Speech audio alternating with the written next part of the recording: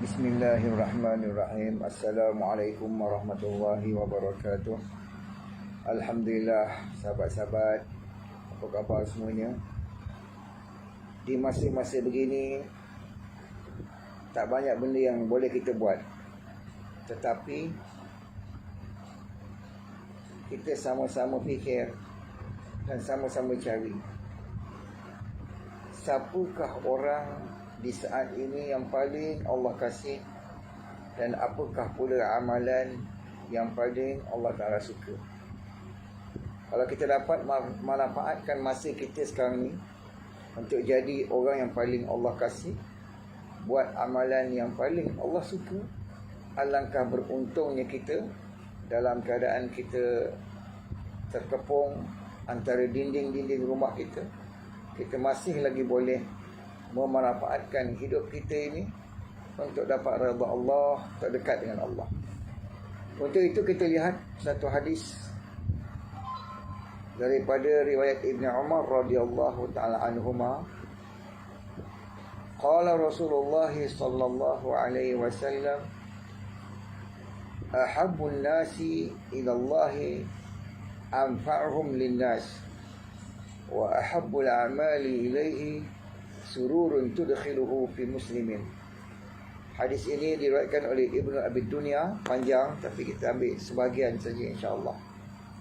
Rasulullah sallallahu alaihi wasallam telah bersabda, manusia yang paling dikasihi oleh Allah Subhanahu wa taala adalah manusia yang paling banyak mendatangkan manfaat untuk orang lain, dan amalan yang paling Allah Subhanahu wa taala kasihi ialah kegembiraan yang kamu datangkan pada hati satu orang Islam. Jadi semua kita sekarang ini boleh menjadi orang yang paling memberikan manfaat untuk orang lain, dan boleh menjadi orang yang mengembirakan orang lain.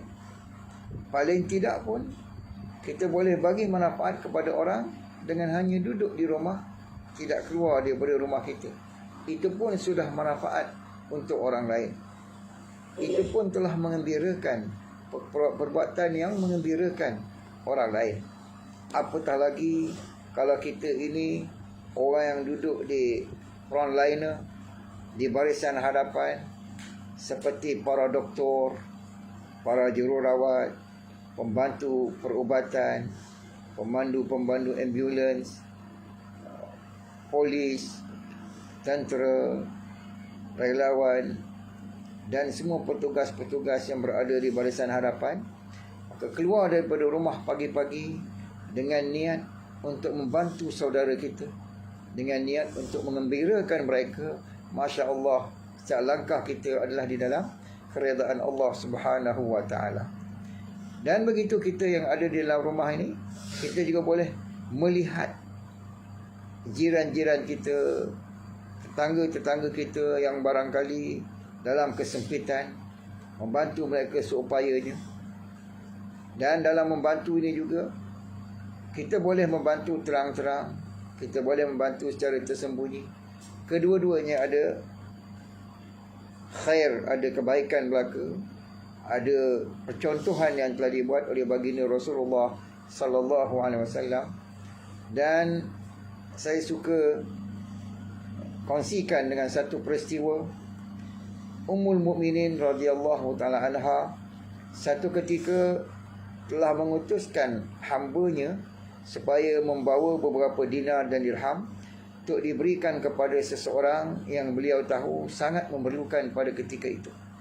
Tetapi beliau telah berpesan kepada hambanya, ketika engkau sampai kepada orang tersebut, jangan sampaikan salam aku kepadanya, jangan beritahu aku yang mengirimkan kepadanya, tidak juga engkau mintakan daripadanya untuk mendoakan pada aku yang memberikan kepadanya, dan malah jangan kau serahkan ke tangannya, tetapi letakkanlah di mana-mana, di bawah tikarnya atau di tempat-tempat yang boleh ditemui olehnya. Maka hamba ni tadi pun pergi melaksanakan tugasnya. Sampainya di rumah orang yang dimaksudkan, beliau telah meletakkan dinar dirham tersebut di bawah tikarnya, dan berlalu pergi. Bila pulang, beliau bertanya kepada Ummul Mukminin, "Wahai Ummul Mukminin, aku tidak faham kenapa puan pesankan aku untuk supaya tidak diserahkan ke tangannya, supaya tidak disampaikan salam kepada, dan supaya tidak memohonkan doa daripadanya setelah diberikan pemberian itu." Maka jawab Ummul Mukminin radhiyallahu taala anha, "Sekiranya engkau mengucapkan salam atau menyampaikan salam aku kepadanya, seolah-olah aku mau perkenalkan aku yang memberikannya kepada dia. Dan bila mana aku memohon doa daripadanya, seolah-olah aku inginkan balasan atas apa yang aku berikan kepadanya. Dan kalau engkau berikan kepadanya dengan tanganmu, sudah pasti tanganmu di atas dan tangannya di bawah. Ketika dia menerima, akan rasa dalam hatinya, sampai bila aku akan menerima, sampai bila aku akan menjadi orang yang mengambil. Lalu dia akan rasa rendah diri dan dia akan rasa terhina. Oleh itu aku tidak mahu dia merasakan perasaan tersebut bila dia menerima pemberian yang aku berikan kepadanya. Maka kita boleh amalkan belaka secara zahir, boleh untuk contohkan kepada orang lain supaya memberi, dan secara sembunyi-sembunyi pun boleh kita menolong orang. Maka lihatlah pada hati kita dan lihat keadaan orang yang nak kita berikan itu.